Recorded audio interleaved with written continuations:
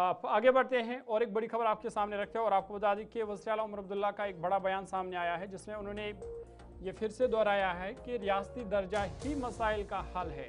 जम्मू कश्मीर के लोगों को या जम्मू कश्मीर को इस वक्त जिन मुश्किलातों का सामना है उसका हल रियासती दर्जे में ही है। रियासती दर्जा बहाल करने की उन्होंने फिर से मांग दोहराई है और दरबार मोह को उन्होंने तारीखी फैसला करार देते हुए कहा कि दरबार मोह जो है लगातार खासकर जम्मू के लोगों की तरफ से मांग की जा रही थी कि दरबार मोह की रवायत को बहाल किया जाए। उन्होंने कहा कि ये तारीखी फैसला नेशनल कॉन्फ्रेंस हुकूमत ने लिया है और दरबार मोह को बहाल कर दिया गया है। साथ ही उन्होंने कहा कि जो भी बिल आइंदा के असम्बली सेशन में लाए जाएंगे, जो भी अवाम दोस्त बिल होगी, लोगों के हक में होगी, उस बिल की वो हिमायत करेंगे। ताहम बिल की मंजूरी का इख्तियार स्पीकर के पास है।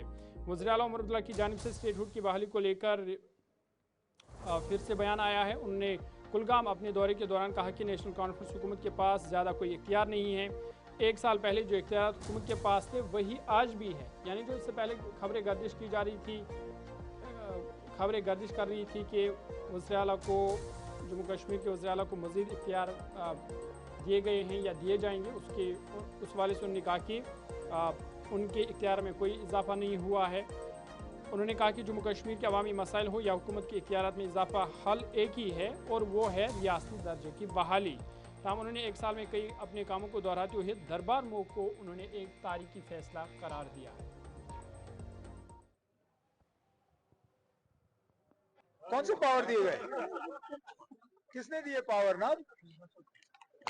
मुझे नहीं पता आप किस पावर की बात कर रहे हो। हमारे पास एक साल पहले जितना पावर था फिलहाल उतना ही है और पावर की हम उम्मीद कर रहे हैं। इसलिए तो हम स्टेटहुड पे जोर दे रहे हैं क्योंकि वो जम्मू कश्मीर के साथ किया हुआ एक वादा है जो वादा पूरा होना चाहिए। हम तो सोच रहे थे कि पहले साल के अंदर अंदर ही मरकज की हुकूमत अपना ये वादा पूरा करेगी, लेकिन चलिए किन वजूहात के बुनियाद पे जम्मू कश्मीर को आज भी स्टेटहुड से महरूम रखा गया वो मरकज और बीजेपी वाले ही बता सकते हैं, लेकिन हम अपनी कोशिशों को छोड़ेंगे नहीं।